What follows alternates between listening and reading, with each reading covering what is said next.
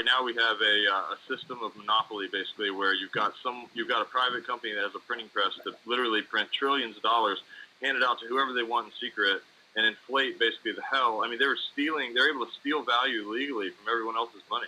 Mm-hmm. And so that's really, truly incredible. And when we fought the revolution in 76, it was over the Currency Act. King George III had this Currency Act that was basically, charging us interest on every dollar that we used, in the country, and it was ridiculous. And it was a small, not even in the freaking vicinity of We what kill we're for doing that now.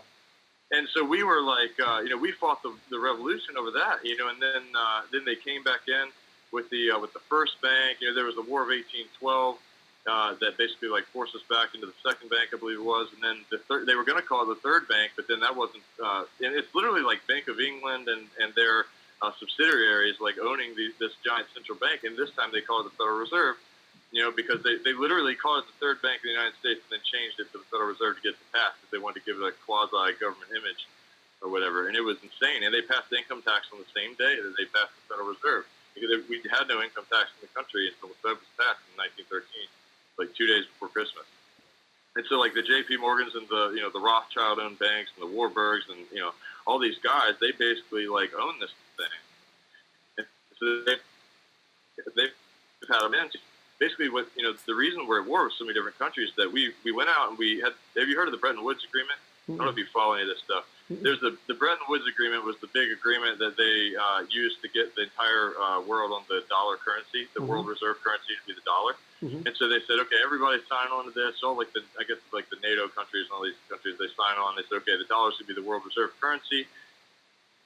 Only if you back it by gold. That's how they had it. So that's why we were backed by gold for a while. So they did. I can't remember if it was Roosevelt or who it was. Somebody did a forced buyback of all the gold bullion in the country at $35 an ounce, and they basically made gold illegal to own in the United States for a little while until they filled the reserves up, and then they said, okay, now the dollar is backed by gold, and so they forced all these countries to use it. The countries had to sell their oil and all their services and everything in U.S. dollars. They had to convert their currency into U.S. dollars and then use that to buy the next currency, the next person's product, and so.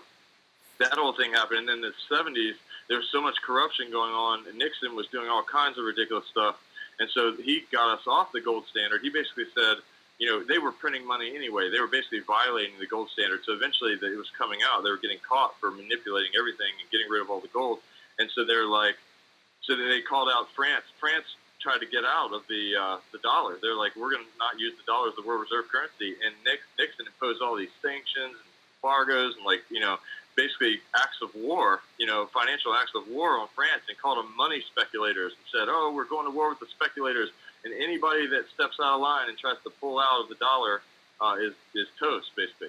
And every single country that has tried to get out of the dollar for any reason, whether it's Saddam Hussein or Gaddafi or, it could be anybody, we're at a path, and you can look up, I could send you links to, big generals talking about this and how there's a path of these countries and how it all works. But one of the big reasons that we're against quote unquote Muslim countries is that some of the Muslim countries don't allow interest on their currency, and so it's basically certain strict Muslim governments are not allowing that manipulation. So we have to go overthrow the government basically and do all these things. So there's all kinds of just shady things happening that people don't realize. There's oil pipelines and all this stuff, and it really has very little to do with terrorism and a whole lot to do with money.